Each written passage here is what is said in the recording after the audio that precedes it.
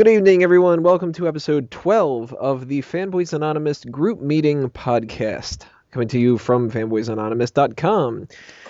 I am your host, the owner of Fanboys Anonymous, Tony Mango, and with me on the panel tonight, we have fangirl Caroline Oliveira. Almost. Olivera. Olivera. Hi, guys. At least I'm not calling you Betty or something. No, that's fine. Don't worry about it. It's a weird name. And we have fanboy Sam Lassio. How's everybody doing? I missed an opportunity for me to say I pronounced your name wrong. I was just gonna say, that's not fair. You're like, damn, I've known you for like 10 years, and it's actually David. Yeah, you've just been pronouncing it wrong. Right. We might have some other fanboys and fangirls joining us later on in the podcast. We're going to see what ends up happening with that. So if that ends up happening, we will introduce them as they come along. But if not, then this is going to be your trio for the evening. And we're going to be discussing, in honor of the Halloween season, different things that are going on in the horror industry and just horror in entertainment in general. This meeting's officially been called to order. We've got a lot of different stuff to talk about, a lot of things that go bump in the night. And generally speaking, let's just throw this out there.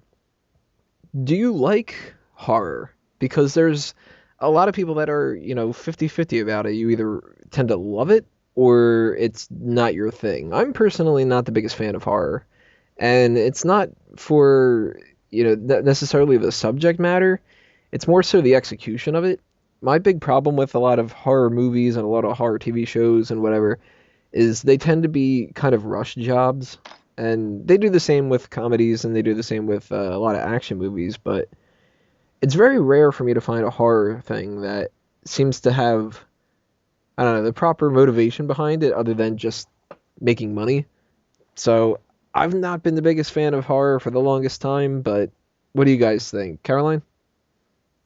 I am obsessed with horror movies. I totally get what you're saying. I kind of agree. Lately, I can maybe count in one hand and not even the full hand the horror movies that I enjoy and horror TV shows, but I love horror movies. I was always the weird kid in school. I remember growing up on them. I remember watching my first horror movie when I was 5, and I just couldn't get enough of it. I still remember the freaking scene that I saw, and it was they were about to kill, I don't even remember the film, which is really sad. It was this really old European vampire movie, and they were about to kill this, I guess she was like the pastor's daughter, and she had just been bitten by a vampire, and they had to kill her. And just seeing them cut her body, I don't know, I was weird, but I loved it.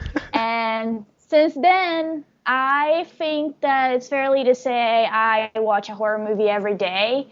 And if not, I have to read a horror story, or else and I'm not even joking, I can't fall asleep. I have weird insomnia if I don't watch a horror movie. I love them a lot.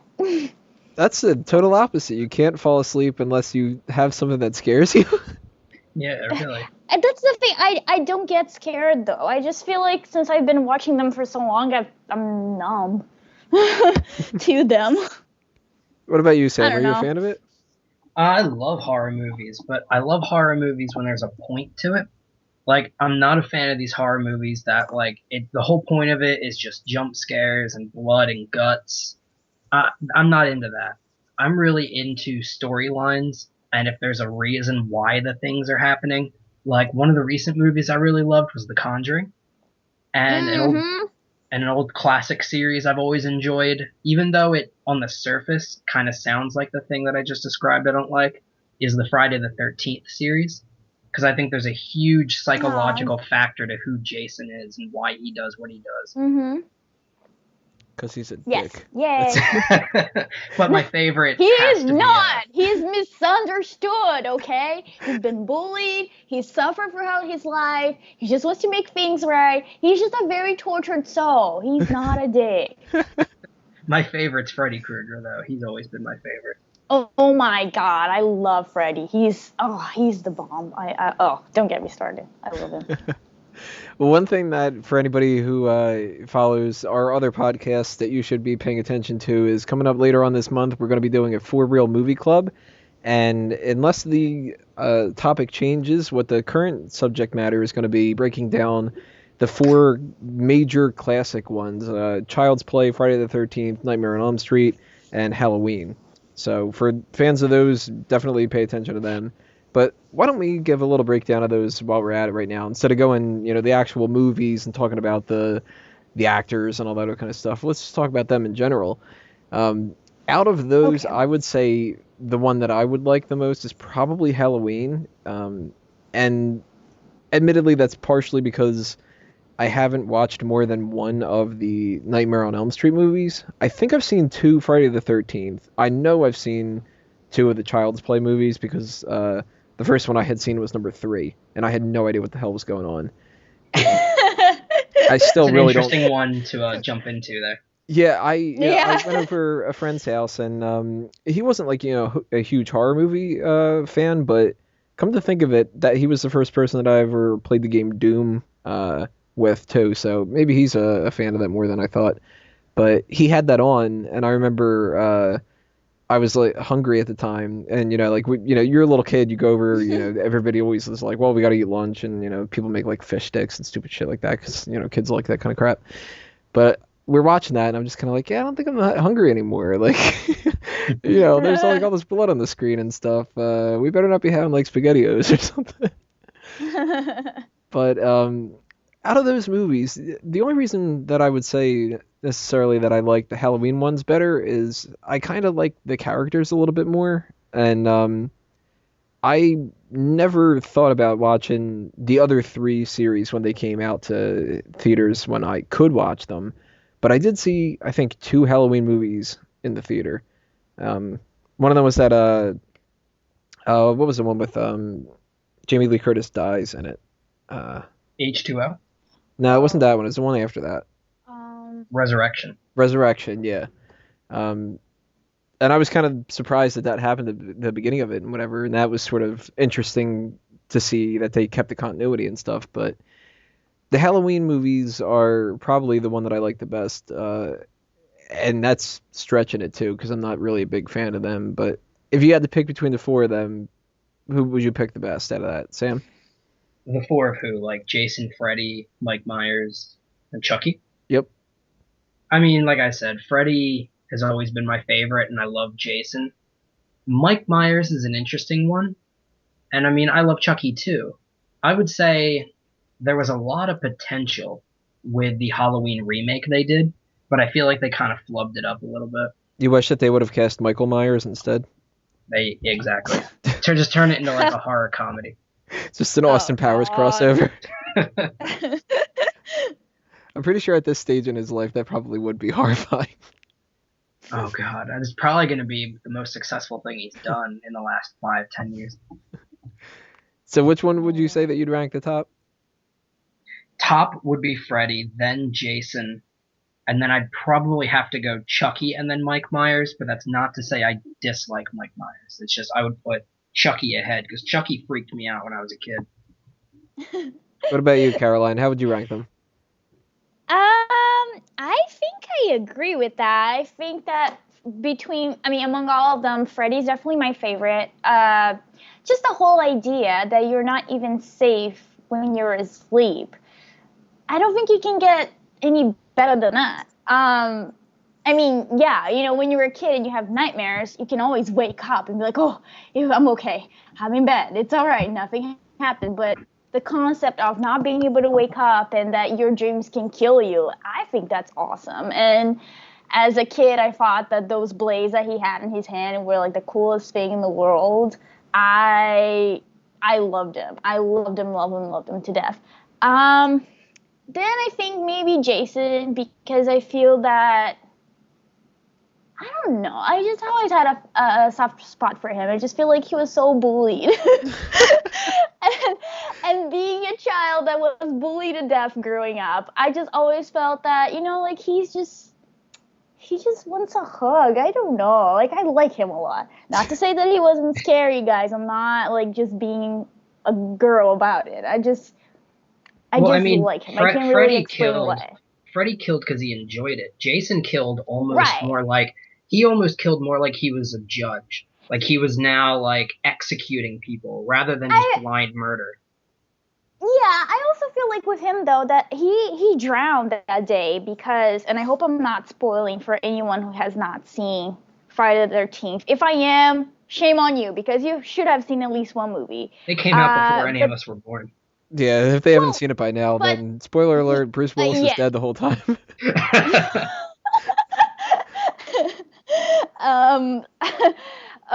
What was I saying? Oh yeah. So he drowned when the two camp counselors that should be watching him were hooking up.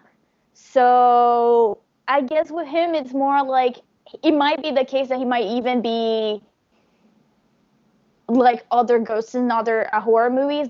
It's almost like he's reliving that day. So he's trying to make it right. He's killing everybody who's hooking up because he doesn't want to die again, that horrible death. But yeah, I agree. I don't think he could be like a more of a judge kind of character. Freddy, no. Freddy is a psychopath. He enjoys what he does. And then I like Chucky a lot because growing up, I remember my cousin had to us at that age, a life-size Barbie. And that was like the weirdest thing in the world. And I remember my grandma would tell us stories about how ghosts would possess that Barbie at night. And that, I know my grandma, like God bless her, she's awesome. And that a friend of her friend had to throw away the Barbie because her daughter was waking up with scratches everywhere, and they would find blood under the Barbie's fingernails. So to me, like that was like Chucky. God damn. I know, right? Yeah. See, I'm not that weird. My family's worse. And then Mike Myers, just because I feel like I ended up watching the Halloween movies when I was a little older. So those other characters I feel like I grew up with them. So yeah, I prefer them. One of the complaints that I've heard a lot from the Halloween movies, and I can kind of agree with this, I don't know if the other ones necessarily apply too, but I've heard a lot of people say that the problem with the Halloween ones is that they're too boring. That the first one takes too long to get started. And I watched that first one before I had heard that theory, and I kind of agree. Like that, not that I just want to watch people get stabbed and whatever, because at a certain point, if you are only watching a movie to see the violence, you might want to get checked out. But I kind of think, if you're going into a horror movie, you want to see, people get killed. If you are watching a comedy, you want jokes. If you go into an action movie, you want explosions. So I've never been one of the people that says, like, an action movie has to only be lots and lots of explosions. Otherwise, I would have liked Transformers 4. But, with the Halloween ones, it took way too long to get started. So I am much more a fan of like Halloween 6 than the first one, because at this point we know this is Mike Myers. He's gonna go kill people, and we're like that. All right, let's just get started and have Donald Pleasance run around like an idiot. What do you guys think about that? Is it something like, even if it's the first movie of the series, does it need to get started right away for it to be a horror thing? Does it need to scare you like immediately, or are you willing to wait and have that build up? Well, I feel like something needs to happen at first. Whether it's in the case of Mike Myers, where he kills his sister at first, and then you begin getting into it. I'll agree though that the first Halloween is very slow. If you love horror movies, but you're only interested in like the murder and the blood and the guts and the gore, Halloween 1 is not gonna be the movie for you. Halloween 1 is a lot more psychological than I think some people are interested in, where it delves more into the why of the character rather than the what he's doing. There are some movies where, like for instance, Nightmare on Elm Street, the first one, that had Like, I think, correct me if I'm wrong, don't most of those movies start off with Freddy doing something? Um, I know the second one started well, where they were on the school bus. right. Well, the first one, I know that if not, it's not the first thing we see. It's one of the first things we see. We see those blades getting made. Hmm. So it's already like, it's a hook, you know? You know something really horrible is going to happen with that thing. Um, I agree. I feel like, and I don't mean to interrupt you. I'm sorry. Oh no, I'm I'm like, I'm interrupting. bringing it out there. Okay. I think that, I mean, it's hard to say. I feel like there are some movies where a slow build-up works. Um, Candyman kind of has a slowish build-up. It's one of my favorite movies ever. But it has hooks during the build-up. So it's almost like, yeah, you're getting to know the story, what's going, like what happened before everything. It's you're not gonna see a body like getting torn to pieces in the first 5 minutes. But there are little things that they throw at you that keep you on your toes. That you know that if you relax too much, you might be relaxing and get startled in the next second, or you're trying to pay attention because you feel like that little like piece of information there might come in hand like later on, or you might be like, I see where they're going now. So I think that it can work if you do like a horror movie with like a slower beginning, but you have to keep the audience interested, and you kind of have to remind them sometimes that yes, this is a horror movie, so it might be slow right now, but it's not gonna be like that throughout the whole movie. And I have to admit, like when I first watched Halloween 1, I fell asleep in the first like 10 minutes. My attention span's really bad. So to me, I like when I have a little like when they're throwing a little like nibble at me, like, oh, this is gonna get really intense in a second. I think that's good, but I don't know. I feel like some people might like the slower stuff. I don't know. That brings up something that this is kind of, it's not horror specific, but it sort of applies. With monster movies, a lot of people complain that you don't see enough of the monsters, but at the same time, when you see Oh. too much of the monsters, people complain Yeah. too. Mhm. People always complain. Like, Yeah, no matter what, what. somebody's going to complain about Yeah. something. But one of the complaints about the newest Godzilla movie was, well, Godzilla was only in it for a few minutes, and then other Right. times people, the whole big issue would be, well, it's just Godzilla fighting people for the whole time, and Right. they call it the Jaws effect in the entertainment industry, where you don't need to show the monster to still have some kind of a fright happen from it. Jaws, the shark itself, Bruce, you don't see him for maybe like 3/4 of the movie or so, Yeah. and it's still, one of the first scenes is one of the most horrifying, because you just see the people, dip down in the water and splashing back and forth and blood everywhere and whatever. And that ends up doing so much more, because whether I it's agree. Jaws or it's something like Godzilla or whatever, some movies are going for more horror, some movies are going for more just cool monster Godzilla kind of a thing. Right. But Yeah. it makes it so much better, because the big argument with the book is better is that people picture things differently, Mm-hmm. and you can't beat your own imagination.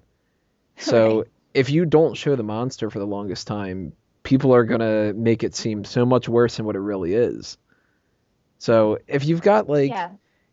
one of these horror movies where you kind of this is a really crude way of saying it, but you blow your load too fast, then at a certain point, how many more people is that person going to have to kill before it matters? Like, Right.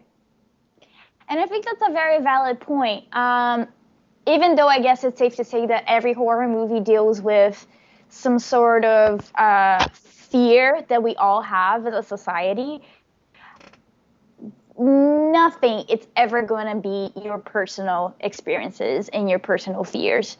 And when you don't see the monster, when you don't see the creature, just like reading a book, just like you said, like you can actually include stuff in your own head. And sometimes even without being aware of it, then freaks you out. It's almost like there's a very old movie and very old book called The Legend of Hell House.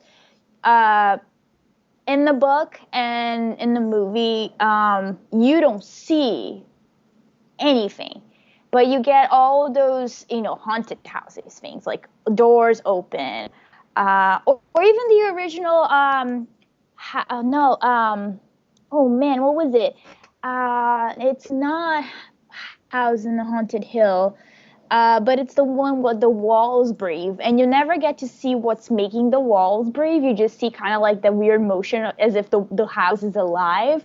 And to me, that freaked me out because I'm like, is there a creature behind the walls that is so massive and so scary that it's actually making the whole solid structure of the house breathe?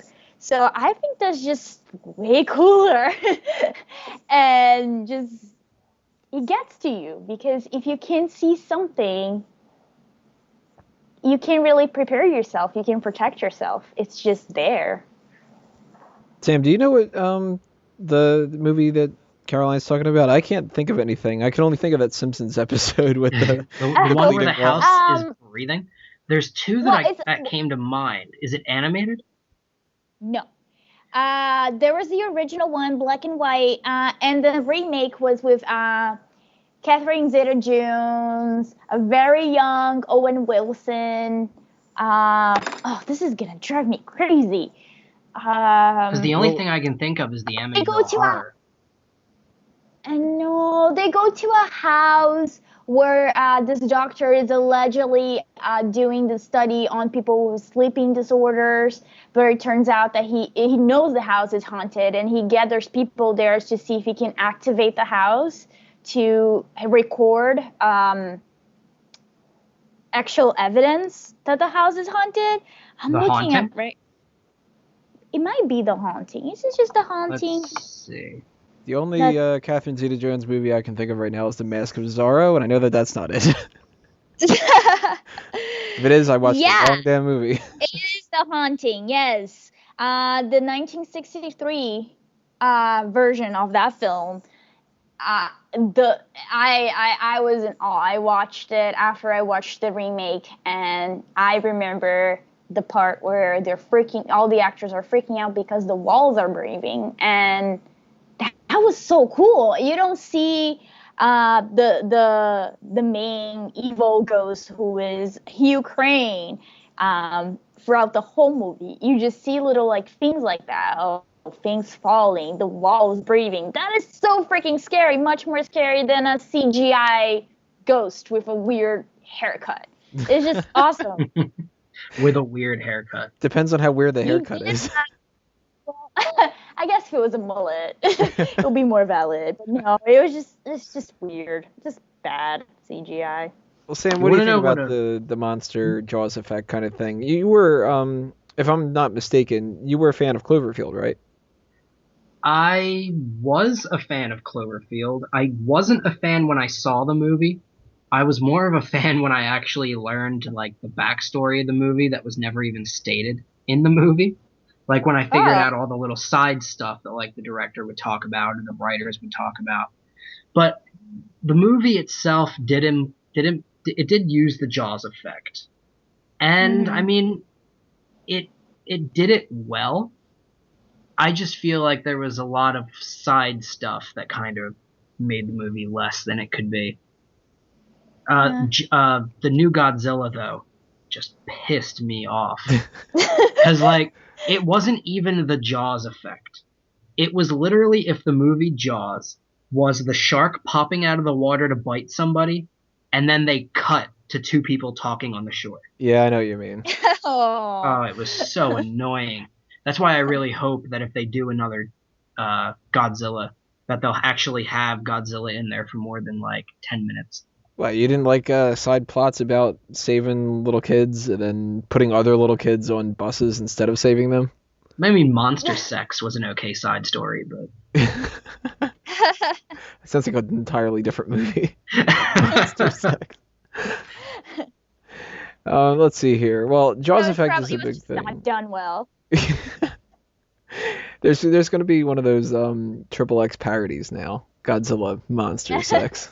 It's going to be him with the. I'm sure there's a porn somewhere with that name already. There probably is. Dickzilla. Probably China Yeah. stars in it. I'm the star of it.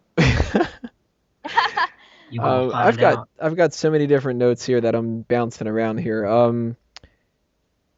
Let's get one of the really easy things out of the way. I'm pretty sure that everybody's going to agree with this thing. Violin shrieks. I hate them with a passion. And I get why they do them, and it works, which is part of the reason why I hate them, because it's just like, damn it, every once in a while something will get me. But to me, a violin shriek is not worthy horror. If you want to scare me, you need to scare me in a way that's something other than when is that noise going to happen? And that's the kind of one of the issues that I have with like the horror TV shows and the horror movies, and even like the videos on the internet that are like the shock ones. You stare at the screen and eventually something pops up and just goes, ah, and you're supposed to jump backward in your chair and whatever. All of those they're cheap to me, and anybody can do them. It's like, well, I could do that with this video if I wanted to, and if I was a real asshole, I would have like 5 seconds of silence right now or something like that and just do it. But rest assured, that's not gonna happen. But what do you guys? Is that like a cheap thing to you guys too, or is that a perfectly valid way to scare people? What do you think, Caroline? Personally, I think it's kind of cheap, because I'm a very visual person, and I don't really want to see the monster, but I want to see evidence that monster was there. Freaking me out with something else other than sound. That's cool, but I also understand why they do it, and I think there's like a big part of us which is really reminiscent of haunted houses. And when you go through like dark corridors and haunted houses, and you just have something jump on you, and most of the time you just hear it before you even see the thing. It's an easy way to do it. I feel like it might work sometimes. I actually can only think of one example that it worked for me, and it might just be because I'm very biased. I love The Shining, both the book and the movie, and I wasn't even aware, but I was rewatching it with my cousin, and she was watching it for the first time. And I remember that she jumped out of her chair when the screen went black, and we just got like, when in the movie you get Monday and something happens, and then Tuesday, and it shows like every day of the week.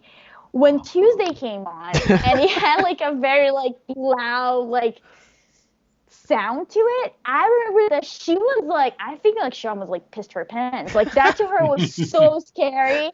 And from then on, she's petrified of calendars.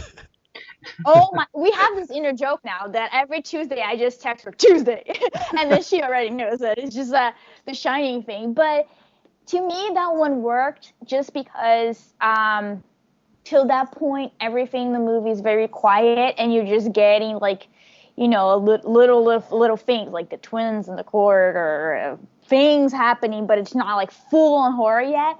That you're just so into it, and you're just so into that whole environment that when Tuesday happens, you're like, wow, oh my God, it's another day. Like something else is gonna happen now. So I like that one, but I think that's the only example that I can think of that I liked, and I kind of have to, thank my cousin for it.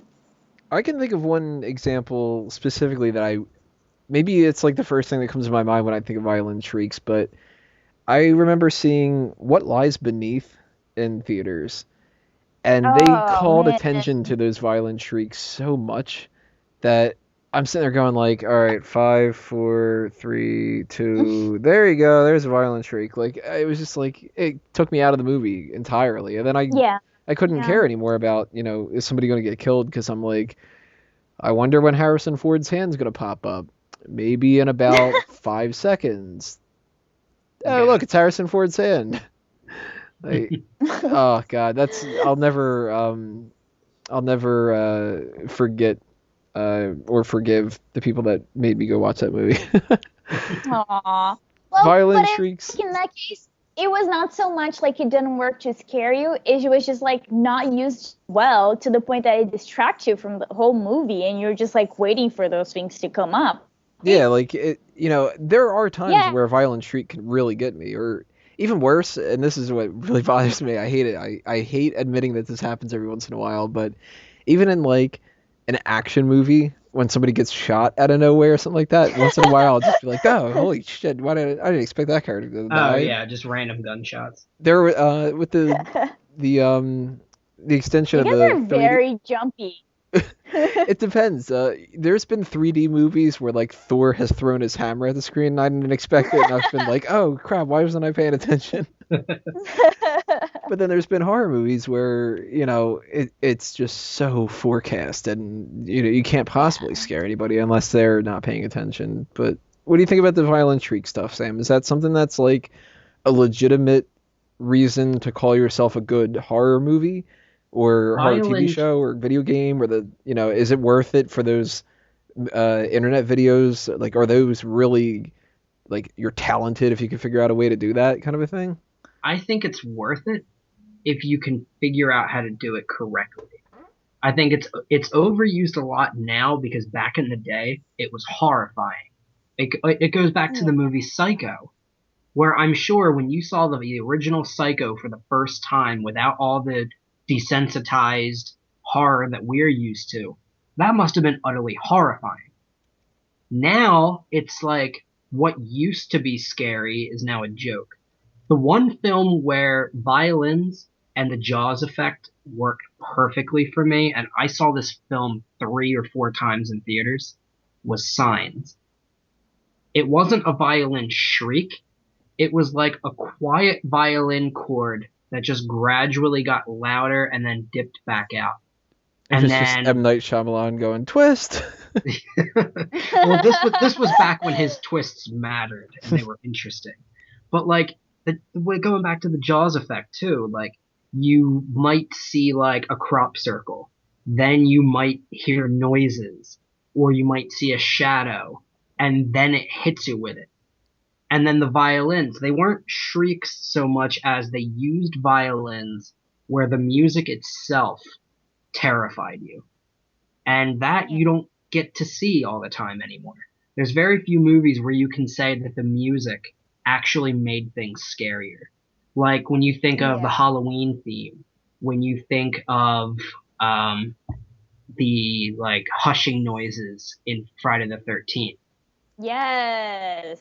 And even the Jaws theme itself, just the 2 notes, and it just the way it goes in slowly and then starts speeding up, it gives you that feeling of urgency, like there's something around and it's getting closer and closer and closer, and then it hits.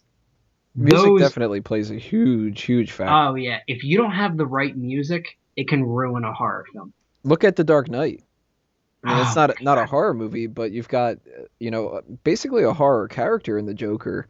Hans Zimmer, he's the man. He knows exactly what he's doing. He gives the Joker a theme that's just that shriek that does not end. It just keeps getting louder and louder and louder. And that ends up being freakier than, Prince in Tim Burton's movie.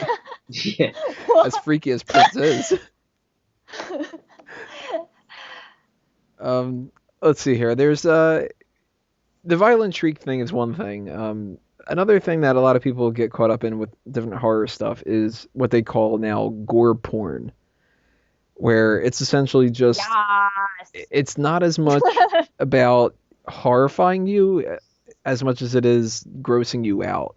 Yeah. You're a big fan of that, Caroline?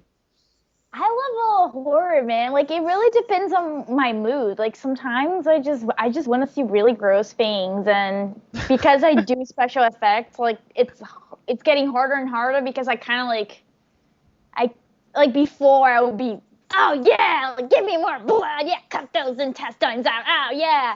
And now it's just like, okay, I can kind of see that string being pulled right there. It's just like not that great. But it really depends on my mood. Like I normally say that when I want to, and this is gonna sound so sick. You guys are gonna probably like take me to an asylum after Oh, I this already podcast. planned that when you were But basically dating Jason. he's so He's so sweet cuddly. though.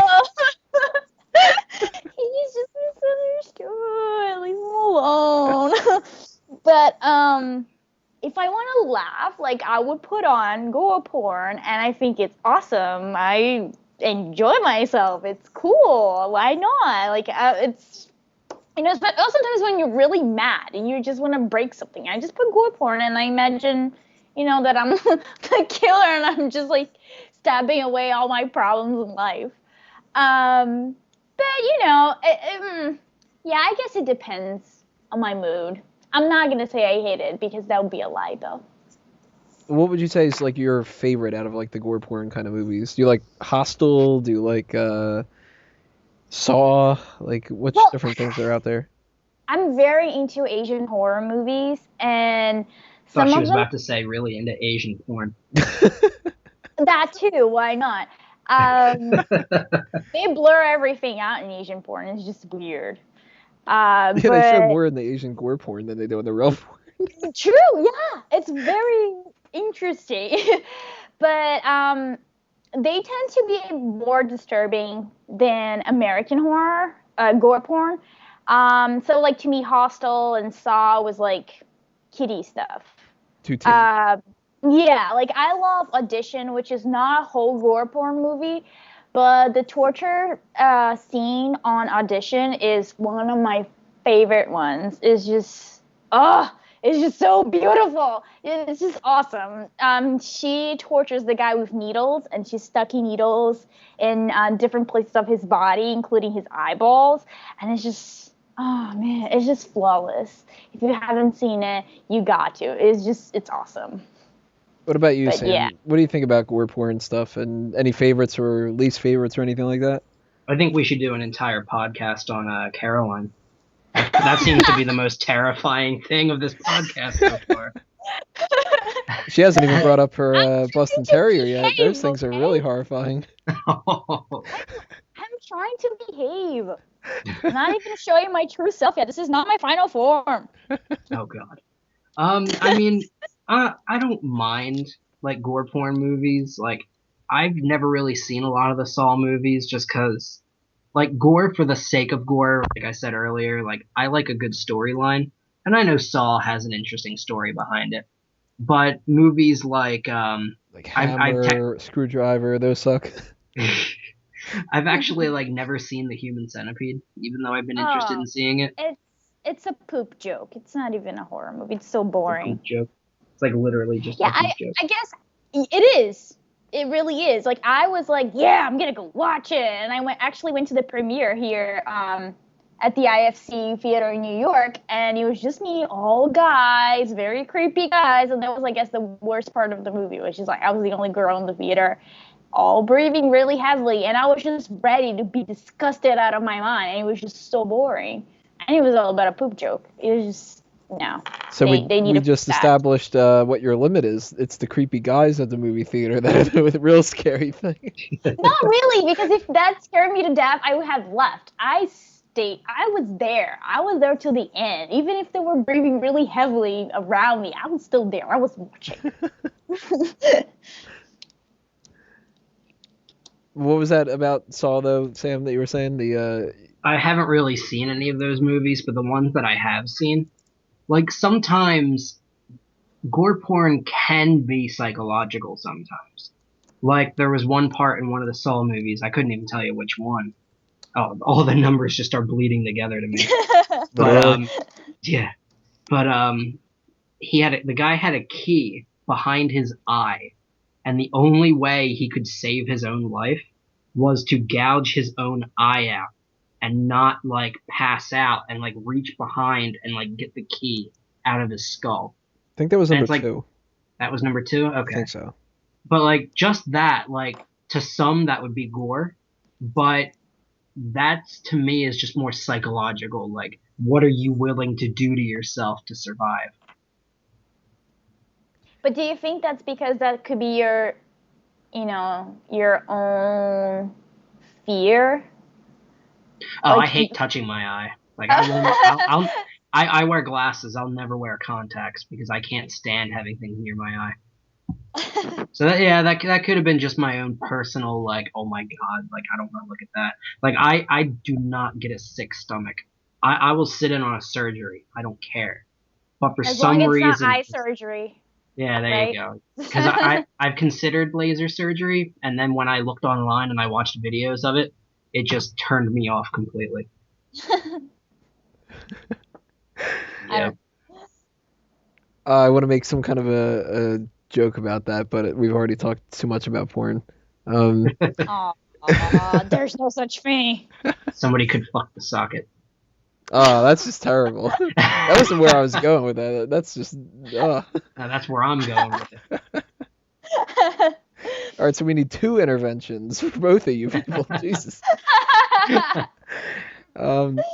That's, you only see the gore stuff really in a lot of like slasher things, or as Caroline mentioned, the more like the Asian kind of things where it's not necessarily just let's throw a whole bunch of blood out there. It's let's try to get as gory as possible and get under your skin about it. But you brought up a good thing, Sam, with the Saw movies being more psychological.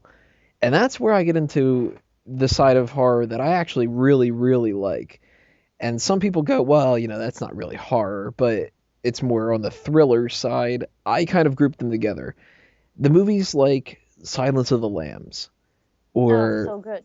The Shining to an extent, or this is a real stretch. I know people are going to be like, this is real fucking tame, you idiot.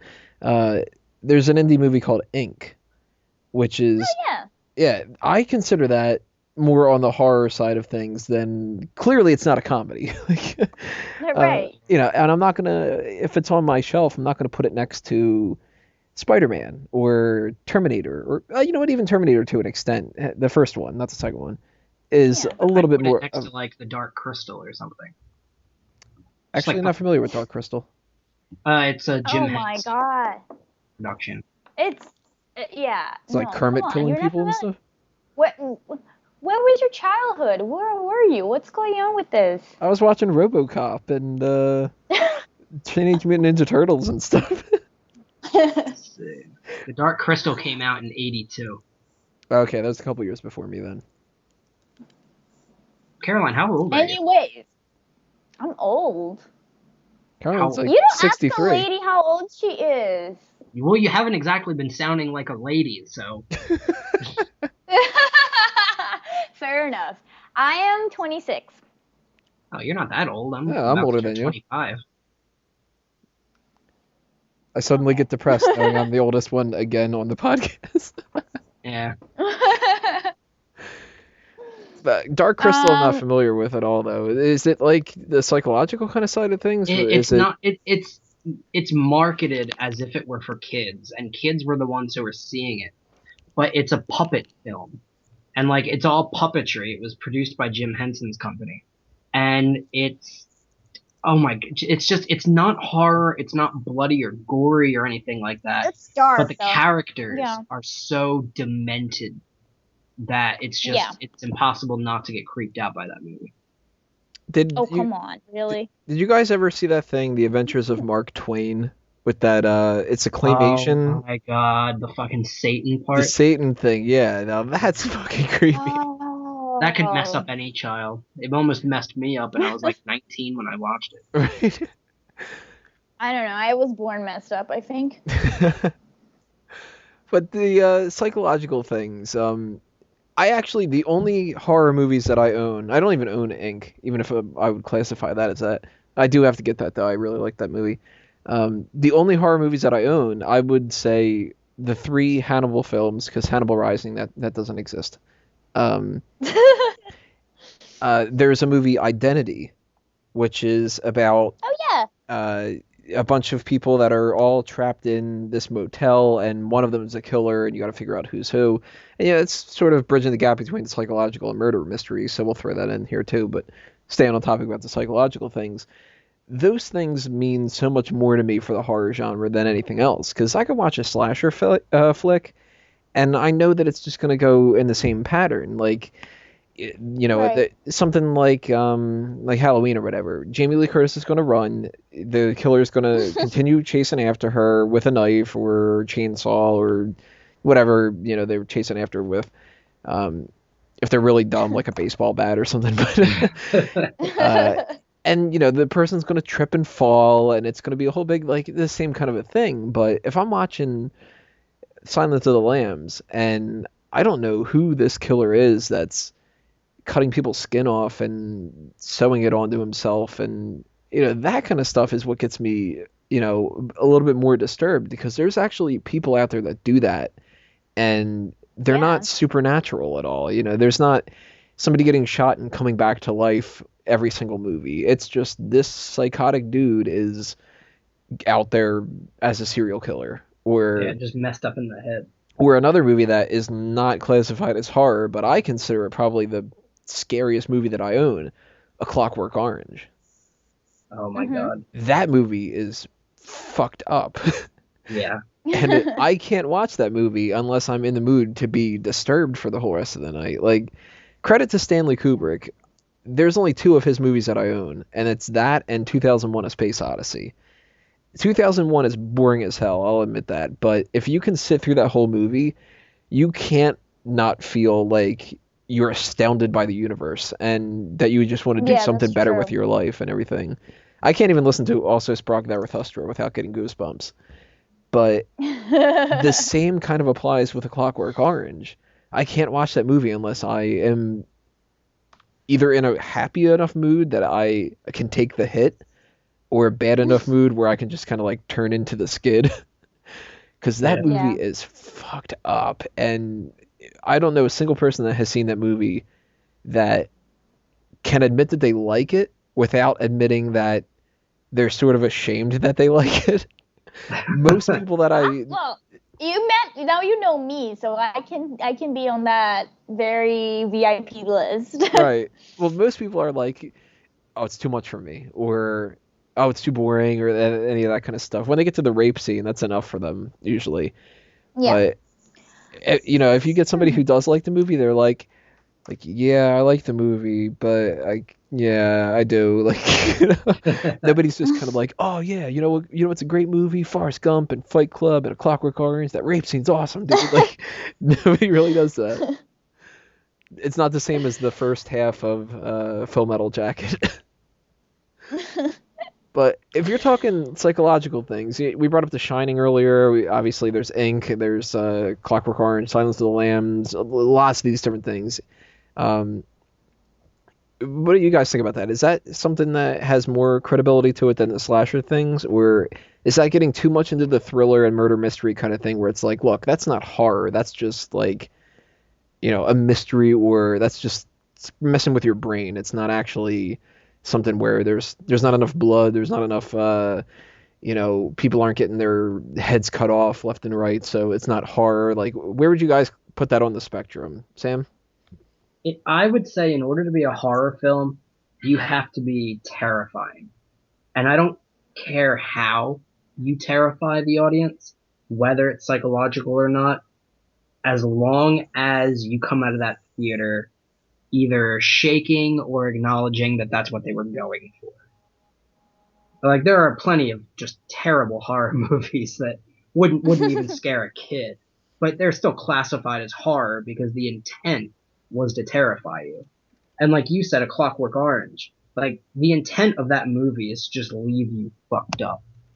So I would classify that as horror. I would also, but would you also want to call it like a psychological thriller? That's where the lines start to bleed for me a little bit. The difference between once horror and a thriller begin to like bleed in together. Caroline, what do you think about that? I agree. I think that, well, to me, I feel like Hollywood and I guess like the media in general, we have distorted a lot of what horror movies are actually meant to be. I feel like, and even talking to my friends and my younger relatives, they all think that horror movies are, blood. And you have the killer, and the killer is chasing you, and everybody's screaming, and there's a lot of jump scares. And that's not it. Horror movies, if you look back at the very, early ones, like Nosferatu or The Cabinet of Dr. Caligari, all black and white silent movies, no blood, nobody chasing nobody, no jump scares, but it all comes down to touching that very tender part of ourselves that scares us and that makes us feel vulnerable. So it doesn't really matter if it's, something like Halloween or a Saw movie, or if it's like Deliverance. Like Deliverance, it's not considered a horror movie by a lot of people, but it's very freaking scary if you think about it. Another rape scene. It's a yeah, and a very I feel like a very graphic rape scene, because the what the rapist makes the victim do, like, oink like a pig, squeal like a pig, like that is just wow, like that's scary, yeah. So I just feel that we just need to stop trying to label, horror movies as just being like about the castle where the evil monster is. It's anything and everything, even if in the movie it's like like considered to be drama, if there's still an element to it, and if it's like a crime drama, for instance, where it touches you in some level that you just you feel vulnerable and you're scared, absolutely. It doesn't matter. Like the no, I'm still trying to find that one. It's just not gonna happen anytime soon.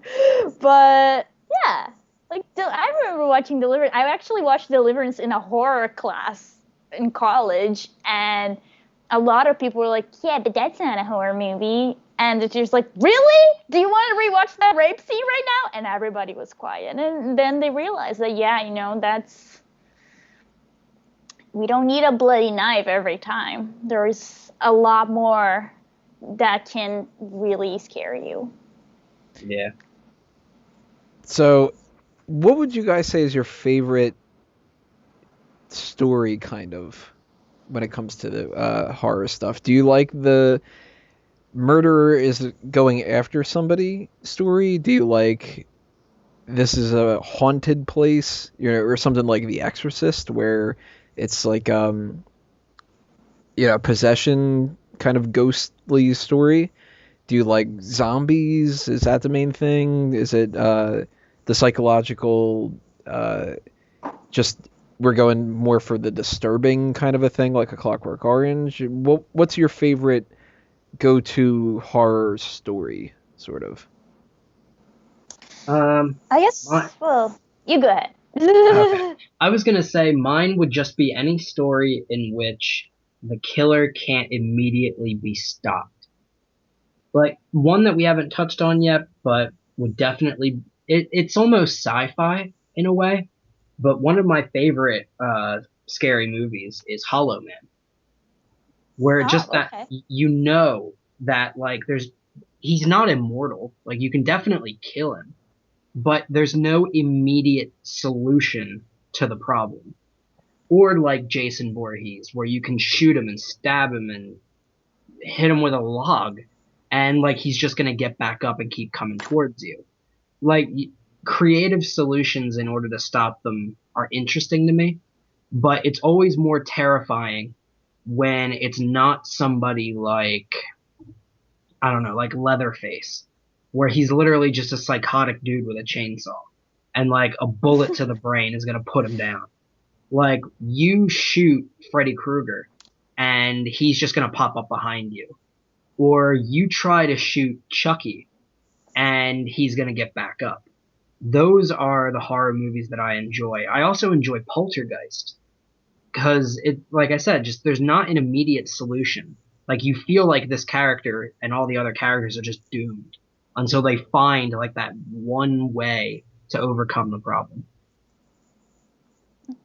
I feel like I'm getting Sam's whole like psychological profile just listening to what he's afraid of right now. He wants a creative solution that has to do with eyeballs.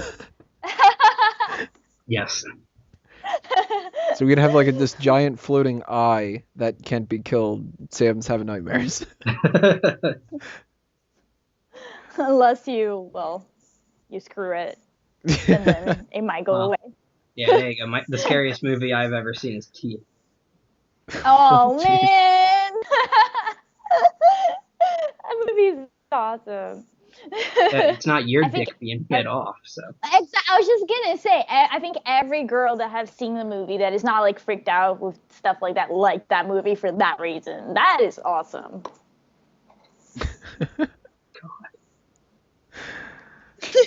What about you, Caroline? Is there like a favorite story out of the horror genre that you like the best? I'm trying to think. I mean, I would say not really. There are a few movies that I just can't get enough of, and I will rewatch them all the time. I don't know. I guess it depends on my mood. Like, I really love the classic ones. I guess I enjoy horror movies more before all the CGI stuff. Lately, I just been watching Rosemary's Baby a lot. And again, it's another movie that a lot of people might argue, oh, I mean, it's not really a horror movie. Yeah, there's like the demon in it, but it's not graphic in any ways. But, I don't know, there's just something about that movie that I just think I guess what I like is any movie that deals with lack of control. When the main character is put in situations where something is done where they're not in control at all. And their idea that they might be in control, it's actually not true. And then at the end, we realize that the whole entire time, yeah, like there was no way that they could, save themselves in a way. I think that's pretty cool. So like, but I guess it's not Saw. I mean, no, that's kiddie stuff. The kiddie stuff. Like, kiddie stuff. But like, for instance, like with Rosemary's Baby, like the whole entire movie, she thinks that her neighbors and her husband, they're trying to take her baby away to sacrifice the baby to Satan. She doesn't actually know that, spoiler, the baby is the Antichrist, is Satan's baby. And the whole entire time she's trying to protect something that it's actually, Satan himself. I think that's pretty cool. And that's just like, yeah, that's cool. But then again, like if I just want to sit back and just laugh and just like have an easy day, I'll watch like a zombie movie or, like Texas Chainsaw Massacre, just like for the just fun want to have of a laugh, Yeah, I just like to relax, like nothing much. So it just depends. See, I could see that with something maybe like Birds.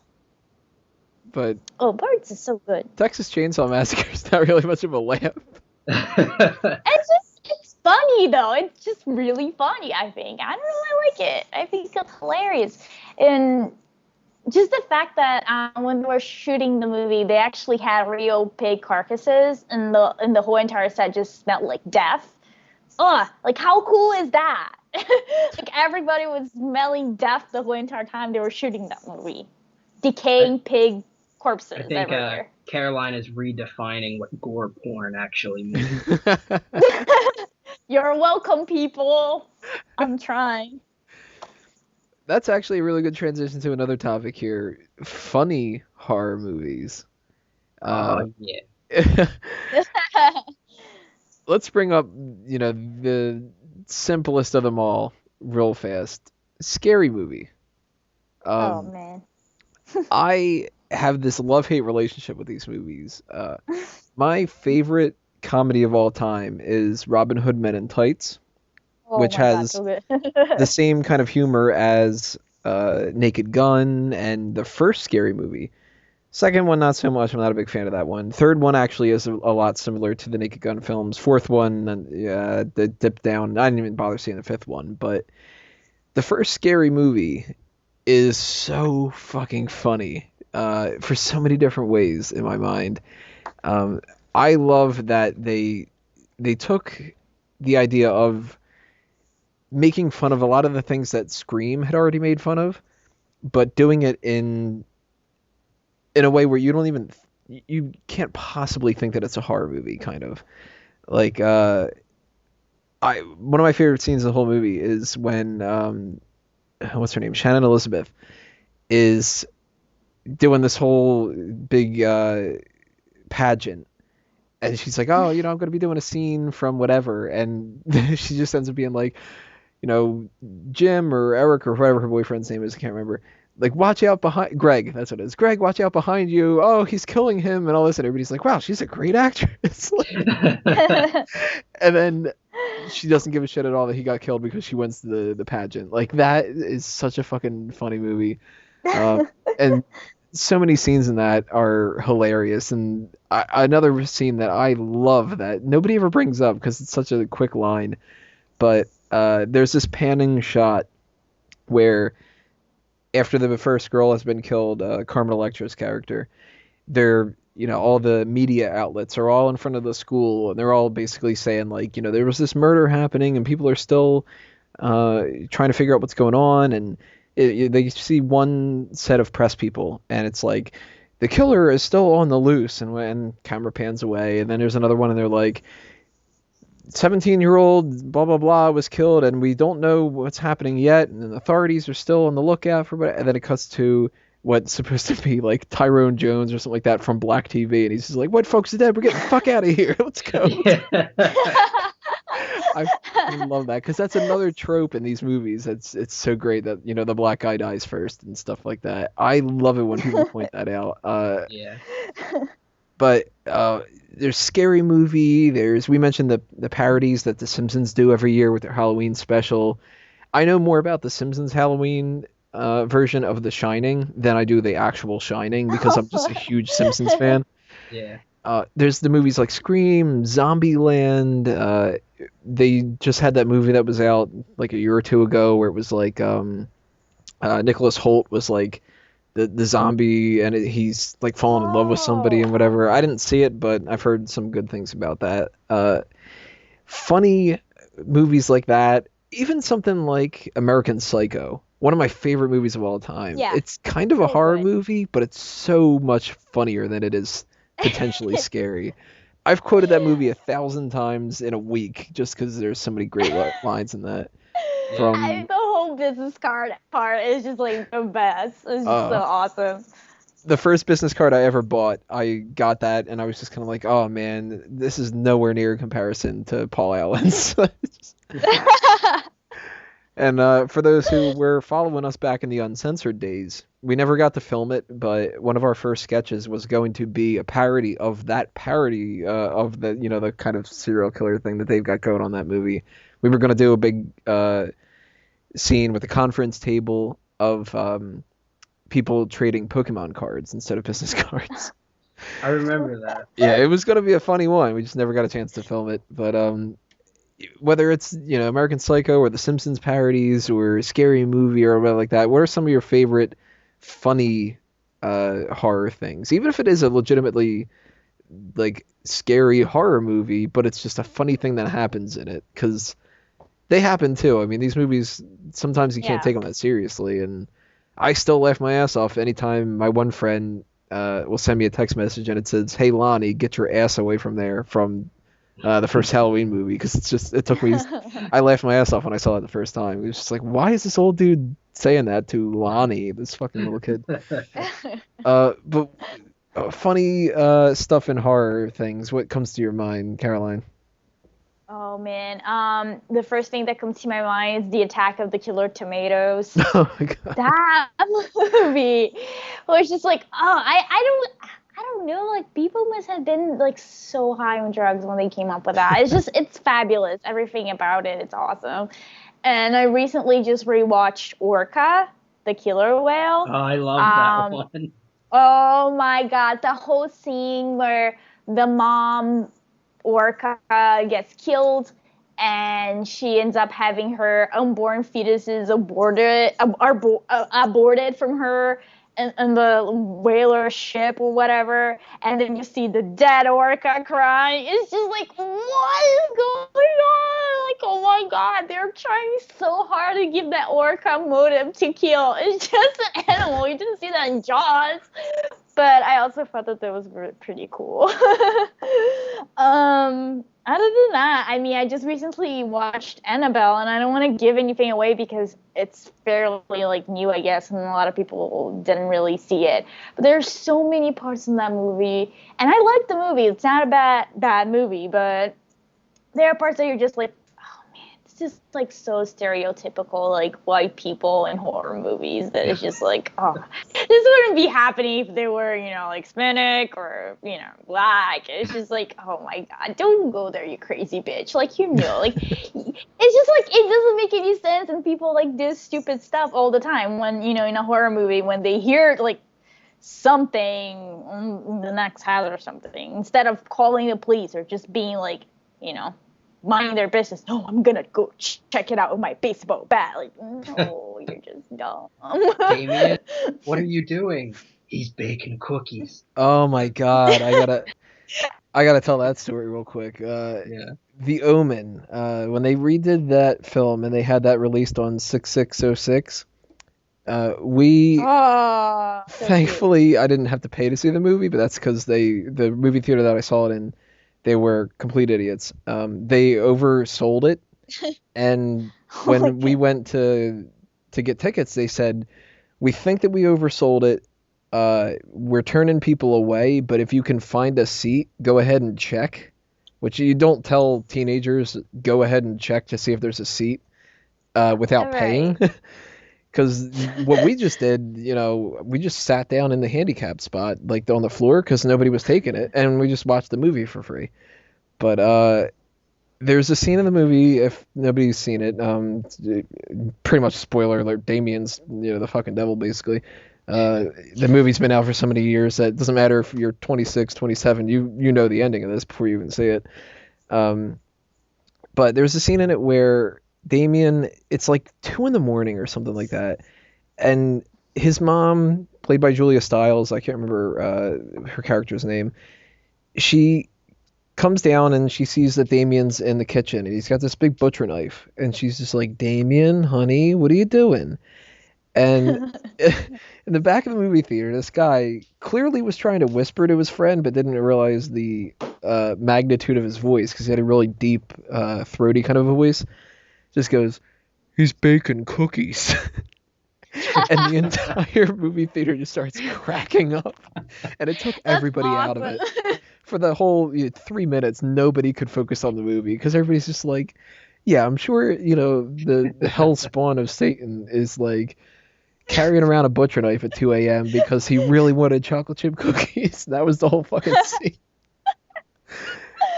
That had to be one of the funniest times I ever laughed at a movie theater for a horror movie. We laughed throughout the entire movie of Hostel because of how ridiculous it was, but that was just this unintentional, yeah, dude, he's baking cookies, sure.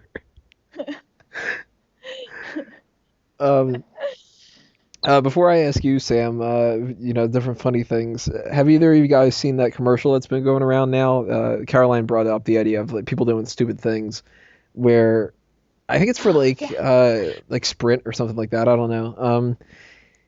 There you go, Sprint. You get a free plug on the podcast. It's something like that where the people are running away from a killer, and they're like, "Well, why can't we just get into the running car?" And they're like, "No, we gotta hide by the chainsaws." And they remind me of the kids from Scooby Doo. That's such a good commercial. Because it just points that out so much, the stupid things that people do in these horror movies. Let's attack them with a flashlight, because flashlights do better than shotguns or something like. There's a killer in the house. I might go to the second floor and hide. Yeah, instead of just leaving. Yeah, the basement, even worse. I'm gonna go to the basement where you can't see anything. Oh yeah, the basement. because I forgot to replace that light bulb earlier, and there's no windows down here or whatever. Oh shit, I'm fucked. What's some funny things that are in the horror industry that you like, though, Sam? One that I always get people that either hated the movie or adore the movie is Killer Clowns from Outer Space. Oh, I know so many people that love that, but I've never seen it. I absolutely just love that movie. And there's so many people that hate it. They're coming out with another one, which I'm not sure how I feel about that, but it could be interesting. But I mean, like, they're abducting people and they're putting them in, like, cotton candy cocoons. And, like, when they break it open, this, like, caramel-looking goo comes out. It's horrifying. But it's just hilarious at the same time. Because it's always, like, clown-based horror. Like, they'll blow up a balloon and then, like, it'll explode and, like, kill somebody or something. And one that's not inherently funny, it's another clown thing, actually. It's not supposed to be funny, and it's really just traumatizing to people, but I love it, is It. For some reason, I laugh at It. Not because I think it's bad, but because I think it's good. Like, when he's like, come here, Georgie. Like, I can't help but just laugh at it. See, I've never seen It, but even though I'm not, I don't suffer from the what's the term? Caroline, you're working on an article about it now. What's it? Coulrophobia? Yeah, it's a coulrophobia. Yeah, I wouldn't say that I suffer from that. Clowns are freaky, but it's not like, oh God, I saw a clown and I'm gonna have nightmares tonight kind of a thing. Because nothing really, like, scares me above all kind of a thing. The scariest thing of all is the unknown, not knowing if I'm gonna die tomorrow kind of a thing more than anything else. But I can totally see why people are freaked out by clowns, and that's one of the reasons why I love the Joker character so much, because the Batman character is built around the idea that you're going to be afraid of this Batman, but who's the jovial one that's actually the one murdering people left and right? It's the Joker. It's the clown out of all of them, the one that should be the happy one. And I know so many people that love things like the circus, and they love, like, the Mummers Parade and different things like that, where you dress up in that kind of stuff, or mimes, or anything like that. But man, there's a great quote by Lon Chaney. There's nothing funny about, I think it's by Lon Chaney. There's nothing funny about a clown at midnight. And I think that it is. It's funny for how horrifying it is, because it's true. If you are walking down the street and you see somebody wearing a ski mask, you might think that they're going to rob you. But if you see somebody with a clown mask on, and it's just, you're in the middle of an alley, you're thinking John Wayne Gacy. It reminds me of the Simpsons episode where Marge opens up the blinds and Bart a kite in the middle of the night. Yeah. It's there's nothing good that can come of that. Right. It's the warped perception of clowns just represent everything that is funny and happy and good in the world. And so to warp that is really taking the core of our happiness and turning it against us. It's like what we think of as innocent and pure can be evil in and of itself, and it just makes you feel like you're not safe no matter what you do. Well, that's why it's creepier when little kids sing than anything else. Oh God, I hate when kids sing. Oh my God! I just think of Freddy Krueger. Like 1, 2, Freddy's coming. It's like Freddy's coming for you. Oh God! Like if they had adults singing that, it wouldn't be creepy. It is only creepy because little girls are singing that while playing jump rope. Like, that is what makes it horrifying. Oh man. For the wrestling fans that follow our stuff, I know there's some that cross over between them. They did a story a couple months ago where one of the characters, he kind of has like a cult following sort of a thing, had been singing the song "He's Got the Whole World in His Hands," and they made it a big thing of, like, the audience started to get into it because the guy was entertaining enough that people were just like, I don't care if I'm supposed to boo him. This guy's fucking cool. but they wanted to make it creepy again because it wasn't creepy anymore, the fans getting behind it. So what did they do? They had a little kid sing it. And then it became like, okay, now we're fucking creeped out because there's this little kid sitting there singing, "He's got the whole world in his hands." And you get a little kid to sing anything, and it's going to be creepy. They could sing the national anthem, and it'll be like, "Oh shit, are bombs falling?" Like, what the... You want to know what's really creepy? And I feel like I really hope it's in the movie because I've heard that it's in a lot of the footage that's been shown. In Avengers Age of Ultron, they have Ultron singing "I've Got No Strings" from Pinocchio. And I feel like that would be utterly horrifying to hear. Like, I know that's not a horror movie, but if you heard a robot singing "I've Got No Strings," that would just disturb me to no end. You haven't seen 2001, have you? I have, yeah.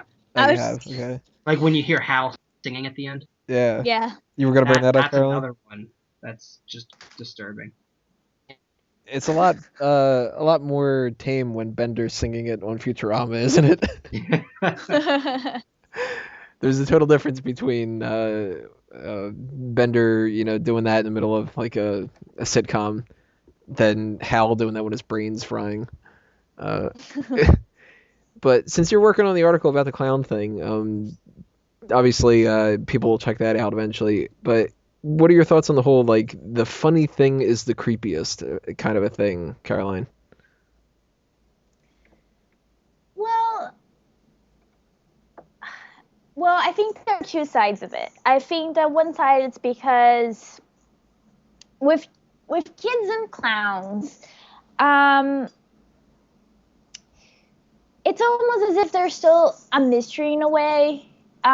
Children, they don't have a lot of the overlays that we have as adults. Like, they speak whatever they want. They don't really think about feelings or or anything like that. And it's up to adults to put brakes on them. But for the most part, they have no brakes. So when a child is, and then we also tend to assume that kids are all good, that they're born good. They're little angels, and they become evil when they grow up because something horrible happened to them. It's hard for us to imagine what if a kid actually was born evil, which kind of reminds me of the movie and book We Need to Talk About Kevin, which a lot of people might not think it's a horror movie, but I don't know. I know a lot of mothers that watch that, and to them that's like the worst horror movie they've seen in the world. It's like, what if that little thing that you feel like you have to protect and care for, all of a sudden is actually able to do things that you wouldn't even want to imagine an adult doing? Can they have evil thoughts and feelings inside of them? It's almost like we don't want to think about those things. It's very scary. We kind of want to imagine that they're born good, they're our kids, we did the best, so they're going to be okay. But, you don't know. You don't know what's going on inside their minds. Like, if they're drawing, like, a little girl full of, like, blood around them, you just kind of think, they just have an active imagination. But you don't know if they want to do that to their, like, little friend in kindergarten or something. With clowns, it's kind of like that, too, because clowns tend to paint happy faces on themselves a lot. And even adults, when we look at a clown, like, it's harder for us. It's harder for our brains to read anything but that very bright paint that is showing a big smile. So we also don't know what's going on inside of them. And it's just that feeling of not being able to trust something that seems to be okay to trust, but might, do something horrible to you. I think that's like a very basic fear of everybody, not being to trust something that looks very nice and looks very good and happy. So we talked a lot about movies and a lot of some TV stuff here and there. something that I'm not too familiar with, and I want to see if you guys are. But it's a huge part of Fanboys Anonymous, obviously, so we shouldn't ignore it. Scary video games. The things like the Resident Evils and the Silent Yes. Hills and I don't know, what was that 7-Up game? I know which one terrified me was Amnesia. Amnesia is weird, yeah. Yeah. I'm not familiar with Amnesia. What's that? Well, I know what Amnesia is, but what's the video game? Yeah. You wake Or up. maybe in I this am house- familiar and I just forgot about it. It was a very indie video game, and it kind of got a cult following because it doesn't have like the fast graphics, but I just think it adds to the whole creepiness of it. I don't want to give it away because if you want to play, I mean, it's a fun game. It's really freaky. Tony doesn't play video games. Oh. Never get a chance to play video games. But the Evil Within seems to be good. Like, I want to play that one. I want to be scared. We'll see if that one will do. You want to know a very terrifying online game? Five Nights at Freddy's. Have either of you heard of that? Is it a Wait, Freddy is Krueger? that? Do they have a new app for that? Because I just remember seeing something like that on the App Store. And I don't was know like, if there's an app for it, but the basic gist of the game is you're basically this night watchman at the equivalent of Chuck E. Cheese. And basically it's your job to spend the night in this place, and you're warned the first night that you work there that the animatronic creatures will actually begin to walk around. And basically it's your job just to like monitor them. So And you're Ben Stiller. Basically, it's like a twisted version of Night at the Museum, where like they tell you that if the animatronic creatures see you, that they're going to think one of two things. They're either just going to think you're an animatronic skeleton, and so they're going to assume that, hey, you should be in your costume, and they're going to try to stuff you into one. The problem is all the animatronic outer pieces have gears and shit in them. So basically you're dead if they find you. And the other thing is they think you are one of the outer pieces without your insides, and they're going to try to shove gears inside of you. oh my god, I need to play this game right now. This sounds fantastic. Yeah, and basically all it is you don't get to move around or anything. You're in this room, and there's two doors, one to your left and one to your right. And all you get to do is look at these monitors and check where the things are throughout the building. You get to shut the doors, but it draws power. And once the power runs out, the building shuts down. And then you're just open. And you also get lights on either side to see if the things are coming near you. And the object of the game is to survive 5 nights at Freddy's. And each day, the animatronic creatures get more lively. So, like, in the first night, they might just, like, you check the camera and one might be gone. And then you check another camera and it might be in another room. But by, like, the second or third night, you'll check the cameras and they'll be running down the hallway. Like, it's terrifying. You That's should great. check And I just checked, and now they do have an app for that. So Yeah, you that guys is should pretty check, Cool. I want to play that. Yeah, watch online videos if you guys get the time of like other people playing it. I know PewDiePie has one, and just it's utterly horrible. Of all the games that I've ever played, that one would be one where I probably couldn't watch it. Nikki like screamed when she first saw the video. Like it's that bad. What's the name of it again? 5 Nights at Freddy's. Yeah, I don't think that I've heard about that before, but that does sound interesting. Yeah. I'm downloading it right now. What other scary video games are out there that you guys are fond of? I mentioned actually Doom very beginning of this podcast. That was probably the first kind of like scarier video game that I had ever played, and I didn't like it at all because I just didn't like the graphics and stuff. I'm spoiled with GoldenEye at that point. So, you know, you see people with all the pixels and stuff, and I'm like, yeah, this is kind of dumb. Can we just go get like the golden gun and shoot these fuckers? And you know, But what about you, Caroline? Is there any like, are you fond of like the Resident Evil games or like, I think you got elated at Silent Hill, right? Well, I actually like Resident Evil. Resident Evil is one of my favorite games. I love it. I love it. I do have to say Slender Man is a guilty pleasure of mine. I like playing with like alone. It's okay, but I just love forcing one of my very like scaredy friends to play with me, and I don't know. It's just awesome. I like that one. I'm very pumped for The Evil Within. I don't remember when is the release date, but I keep seeing on TV trailers of people like reacting to the game while they're playing, and it seems to be a very scary game.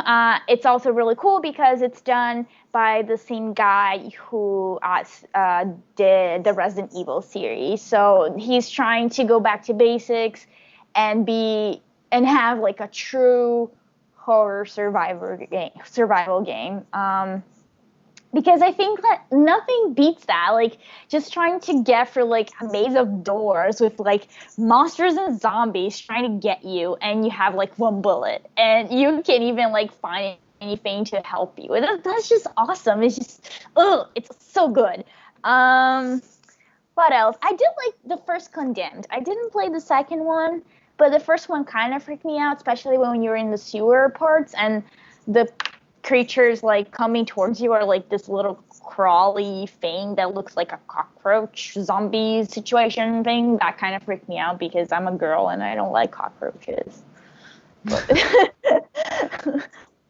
That I'm scared of cockroaches and watermelon. And watermelons? But horror movies make you laugh. Why watermelons? I don't know. I don't even like saying that name. Like, they freak me out. Like, I don't like smelling them, like, being near them. Like, they just make me want to vomit everywhere. I hate them so much. They're a horrible. Person. Thank you. I'm so teasing you with watermelons now. Yeah, you want to know a game that's not a horror game, but as a young kid always freaked me out? Ski 3. Do you guys remember that game? No. Is that the one that you're like going down the mountain and you have to? It was a computer game for Windows. Yeah, you're a skier, and like as you're playing the game, like this little mini abominable snowman pops out and tries to eat you. And like as a kid, that was like horrifying. Like, oh my god, there it is, and you're trying to like duck out of it. I remember that one.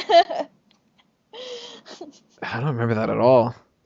What was that? How about no childhood, Jesus Christ. What system was it for? It was a Windows game. Windows, yeah. Man, I just remember playing Solitaire. I remember the games I played as a kid were like Solitaire, pinball game that was on everybody's. Pinball, Prince of Persia, and mouse game. That was a scary one too, where you're like a mouse trying to get through this maze and like these cats are after you. Oh, I don't remember that one. Oh, they were weird. You were like always trying to get the cheese. Oh, that's cute. Rodent's Revenge. That's what it was called. I should put that in the labels for this, and people clicking on it will be like, okay, they're talking about The Shining in this one, and The Exorcist, and Rodent's Revenge. What the fuck? And watermelons. What? No.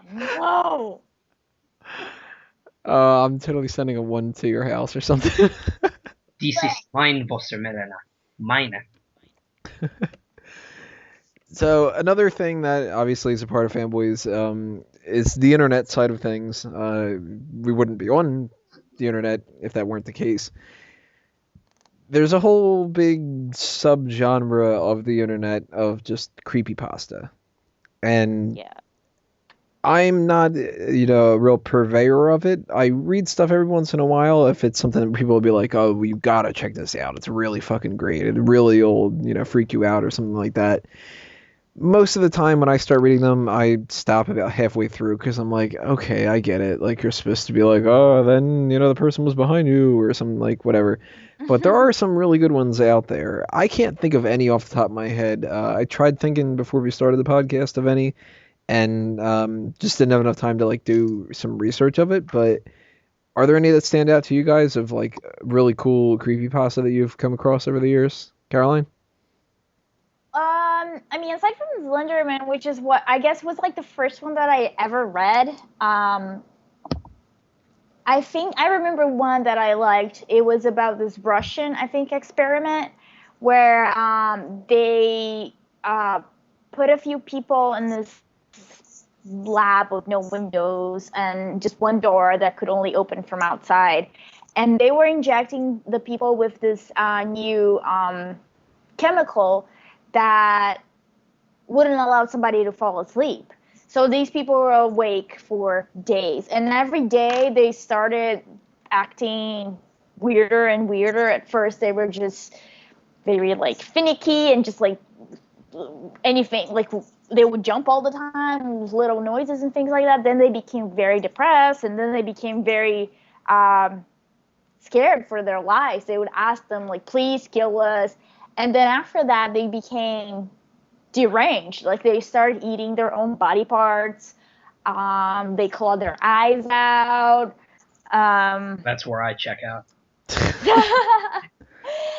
And then they became very, I think they became very sensitive to light. And at the end, they just became this whole new species of people that even didn't look human anymore because they were just really monsters with, sometimes like with just one arm or legs that were just like chewed up to the bone, and they attacked the scientists leading the project. And I thought it was pretty cool because they put pictures that that just clicked with the whole story, and I just thought it was really cool. I think like any like crazy medical experiment like that gets to me. I think that one was pretty cool. I think those are the only two that it stuck with me. There are a bunch of, the ghost that somebody saw in the house, blah, blah, blah. It just gets repetitive after a while. But I definitely need to check for more because the medical experiment was really good. What about no you, Sam? eyeballs, Sam. You can read that one though. Well, I guess a little bit of eyeballs, but not much. Yeah, other than like Slenderman and stuff, like he's the only one that I really know of. There's one called The Smiling Man that was kind of creepy. The ones that really get me, I don't know if they originated from creepypasta or not, but they're like 2-line horror movies or like 2-line horror stories. Oh yeah, and I've seen they're that. the ones that are like some of the most disturbing ones. Like the first one I ever heard was something along the lines of the last man on Earth sat alone in a room. There was a knock at the door. Right, yeah, that kind of just stuff. Your mind just races when you hear that of possibilities. One person completely ruined it for me though and said, "Oh, well, it's just a woman at the door." Oh, damn! I didn't think about that. Yeah, and it's like, oh, you're fucking with me now. Then it turns into a happy story because then he's just kind of like, "Wow, there's a woman here. What did I do wrong this time?" I'm the only man. Unless if she doesn't have a vagina dentata, then it's not such a happy story. Or she has like one of those anti-rape things up there and she forgets about it. Never just talk about teeth. Yeah, those 2-line horror stories are the ones that really get to me. Like another one of my favorite ones is this father comes into his son's room and the son says, "Dad, can you check under my bed? I think there's a monster down there." And he looks under, and his son is under the bed, and he says, "Daddy, there's something on my bed, and I don't know what it is." That's pretty cool. It's like I wouldn't even like stand up. I'd probably just go under the bed too. I'd be like, "Move over, kid. I'm staying down here now." Which one do you believe? Right? There was a similar one where at that point you're like, I told her I didn't want to have kids. Yeah, there was one like where a woman she comes out of her bedroom into the hallway And from downstairs, her son says, "Mom, can you come in here real quick? I need you." I'm baking And some cookies. and she starts to go down. She starts to go down the stairs. But then in the bathroom upstairs by the stairway, she hears her son yell, "Mommy, don't go downstairs. I heard it too." Huh. Those ones are the one, like the short ones, where they don't need to explain anything. Your entire imagination gets to run wild with what is the situation. Yeah, but then it ties us back to our pretty much one of our first thoughts here. Nothing beats your imagination. Yeah. That's true. So the last real thing that I wanted to bring up here before we call this an evening, what's the scariest thing? Video game, creepypasta, psychological thriller movie, murder mystery movie, Jaws effect in monster movies, gore porn, slasher flicks, violin shrieks, any of these kind of things. What is the scariest that you've ever come across? I can think of two things that scared me as a kid. They wouldn't scare me now, obviously, but they've been the only times that I've actually been like scared. Um, Actually, no, I can think of three. Uh, Supposedly, I was afraid of arachnophobia as a kid. I don't know why. I didn't have like a fear of spiders or anything like that, but something must have freaked me out. Um, and again, when you're too young to remember this stuff, people just tell you the stories, so that's why I don't remember this specifically. But supposedly, we went to go see Ernest Scared Stupid in theaters, and it freaked me the fuck out. We had to leave. And it wasn't just me, it was my sister too, who's 4 years older than me. So something must have been freaky about those trolls. But I've seen that since I had seen it in the theaters, and I don't understand what would have freaked me out. There was one commercial that freaked me out a lot as a kid. And I want to say it was for like Law and Order or something. It wasn't like a horror thing, because they didn't really have like horror TV shows back then.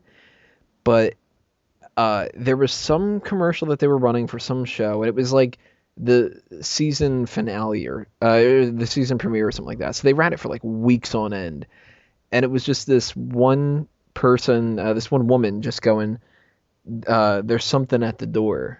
There's something at the door. There's something at the door," and it was over and over again. It was kind of like that whole "Is it safe?" kind of a thing. Oh wow. Yeah.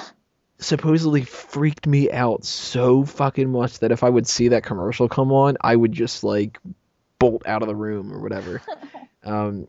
Again, I don't remember what those things were from, but those are the only things that really can remind me of something that had legitimately scared me. Because over the years, I've seen horror movies, I've seen horror TV shows, I've watched Kazam, and as freaky as that movie is, it's not a horror film. None of that kind of stuff scares me. It's just the couple of things here and there, like the Clockwork Oranges and stuff, that are disturbing, but none of them are scary. But what would you guys say? What are some of the scariest things, legitimately, that like you couldn't go to sleep that night, or you were walking home from the movie theater and you walked a lot faster, or you kept the lights on, or any of those kind of things from any of these things, games or creepypasta or whatever it might be. Sam, is there any that stand out to you? Anything that comes to your mind about something that legitimately scared you, like it should have been?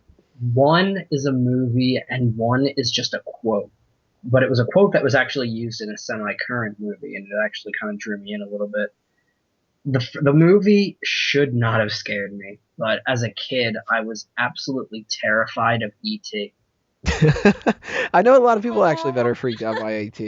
I had nightmares till I was about 16 It's years the old. eyes. He has big eyes. It was the eyes, the way he moved, the noises he made. It was everything. And I was so utterly terrified to the point where I wouldn't want to go to bed. And there was one time I remember waking up in the middle of the night. It was about 4 in the morning. And there was a pile of clothes by my bedroom door. And I guess just in my half asleep, kind of just staring at it, and I have bad eyes anyway, it looked kind of like E.T. when he was wearing like those girly clothes, like the wig and the hat and stuff. And it terrified me to the point where I did not take my eyes off of it from 4 in the morning till 7 o'clock when I had to get up for school. It was that horrifying to me that for about 3 straight hours, I watched this pile of clothes to make sure it didn't move, look at me, something like that. You didn't want to eat those Reese's Pieces? Oh God! I actually, ironically enough, I have a small box of Reese's Pieces right next to me. Watch out. Yeah, pass some of them my way. I'm really hungry. I'm kind of hungry too. Fuck you. I'm gonna get some right now. What about you, Carolina? What's something that legitimately scared you? I mean, aside from watermelons, let me think. We got to get behind that at some point and figure out what it is. I don't know. Listen, my mom has tried. My therapist has tried. I don't know. I just don't want to deal with it. It's there. I just have to deal with it. I don't know. I don't want to think about it. I don't want to talk about it. Anyways, two things I think scared me when I was young. One, it was a short story, and that when you guys were talking, I was trying to remember it, but it was in Portuguese, and it was about this guy that was buried alive. And that to me was very scary because as a child I was always really sick. So I was so scared that one day I was going to wake up, but not really wake up, and people will say, "Oh, she's dead," and bury me. And while I was like, "No, I can hear you and I can see you," kind of thing. So that was really scary to me. And the other thing, and it was just weird. I remember when I watched the movie Phantoms. I don't remember how old I was, but the whole movie did not scare me. But there was this one scene in the movie where Ben Affleck, I think, he's the cop in the movie. He's really young. And he opens, he's in this industrial kitchen, and he is hearing something dripping. And it's not the faucet, it's nothing. He keeps looking for it. And then he hears and sees the oven going bang, like something's done in it. So he, after hesitating for a long time and the dripping noises becoming louder and louder, he opens the oven door and there's a head in there and it's dripping blood. And I remember for some reason that head in the oven to me was like, what? Like, that is so creepy. I guess in my mind, I thought it was a real head. And that was possible. Like, oh my God, that's what people do. But I mean, I think that was it. Like, those are the two things that stuck with me as a child. So it's a short story about being buried alive and a head inside the oven and watermelons. I got two more for you. One that we haven't brought up is that fucking scene at the end of Ghost where those shadow people pop up and drag you to hell. For a movie that is not a horror movie, how just utterly terrifying was that? I think the scarier thing in that is Whoopi Goldberg. Whoopi Goldberg, yeah. Sorry, general. But the quote that I was talking about earlier is actually, did you guys see Dark Skies? Yes. Which one's Dark Skies? It came out a few years ago. It was about aliens. I think I did. That sounds familiar. Weird things are happening at this house. Like, kins are piled in ways that look kind of like crop circles in a way, and birds die hitting the house, and the parents are trying to protect one of their children because they think the aliens are coming for that kid. Yeah. He keeps calling. He says Sandman all the time. Yeah, the quote in the beginning of that movie, I've heard it before that movie, and if you really take to heart the quote, it is the most terrifying thing I have ever heard. It's from Arthur C. Clarke, and he says, 2 possibilities exist. Either we are alone in the universe, or we are not. Both are equally terrifying. Yes. If you really think about it. Yeah, you have to think about it to get terrified, but if you do, I mean, either way, there's either deafening silence or what the fuck is out there? Yeah. There's no addendum to that says, but if we aren't alone in the universe, it's just like, gumdrops and Lollipop Land and whatever, and the only things that are out there are the Muppets. Right. That's a good thing to bring up, though. Arthur C. Clarke, known for all of his sci-fi stuff, but he put inside out there, and he can really, kind of like that whole HAL 9000 thing. Sometimes the creepiest thing is something that's not even alive to begin with. Oh, yeah. I'll be thinking about that later. You're not going to bed tonight. I'll be laying down in bed and I'll just be like, well, if there are aliens, and then, 18 hours later I'll be like, fuck, I need to go to sleep. So one final thing that we need to do here is we need to go around and we need to plug some stuff that's going on. So Sam, anything that you want to toss out to the listeners that you should be checking out sometime soon, or social accounts to follow or anything? Just catch me on Fanboys Anonymous. I'll be writing some articles every now and then. My most recent one is on the Robert Downey Jr. Captain America 3 story.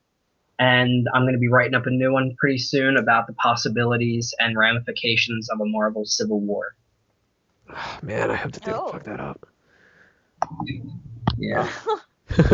For a second, I thought you said, I hope they fuck it up. And no. Yeah, oh, man, I hope that the movie's terrible. It'd be great. Caroline, anything that you want to plug? I'm thinking here, I am currently writing a piece on clowns and why we're afraid of clowns and why are they becoming the new best villain in a lot of movies and TV shows. That's going to be up soon, so check it out. And hopefully other articles as well, but I still have to come up with other topics that involve murder and creepy stuff. That involve watermelons. No, I'm never gonna write about that thing. That's all I'm gonna write about. Give me nightmares. I'm gonna be one of these days I'm gonna change the right Anthony Mango name to Anthony Watermelon. I'll do that and I'll just message you all day. I'm like vomiting a little bit in my mouth right now. Can we stop talking about that stupid fruit? I don't even like saying the name. It's just disgusting. Shouldn't exist. I'm so curious to hear the comments that are left on these videos. Yeah. So that'll do us in for this episode, everybody. Make sure that you check out everything that's going on with fanboysanonymous.com for not only the next couple of weeks that we've got going on where we're trying to tie things in to the Halloween spirit and whatever. Maybe we'll try to get some pictures of you could kind of call it cosplaying when you dress up for Halloween. Maybe we could get some of that going on. I will not be doing a horror thing for Halloween. I'm going as Ted Mosby, the Hanging Chad. So that's not going to be bloody at all. But I know a lot of people are going to be doing a lot of that kind of stuff. So if we have any people that do that, we might be posting something about that on the website. If not, we're still going to be tying other things into Halloween. Like I said before, we're going to do that for Real Movie Club about the 4 major horror franchises. We've actually got a contest going on right now for fans of The Walking Dead. You can win a free Walking Dead Zombie Horde t-shirt.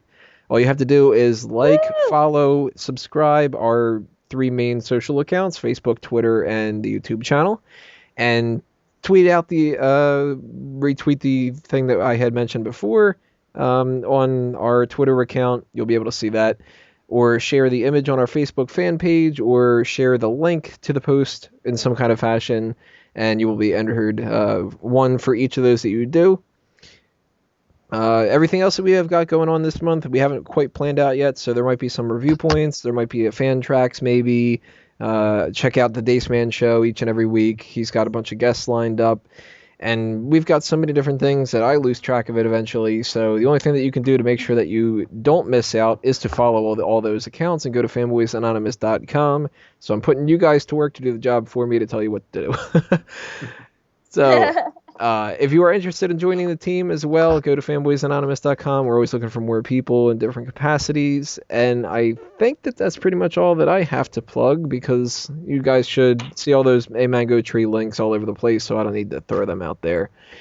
But On behalf of Sam Lassio and Caroline Oliveira and everybody else who could not join this panel tonight, all those fanboys and fangirls out there, I'm Tony Mango. No matter what, whether it's a horror film that I'm not a huge fan of, or it's something that's making me stay up at night, I am a fanboy nonetheless. This meeting is adjourned. See you next time, everybody.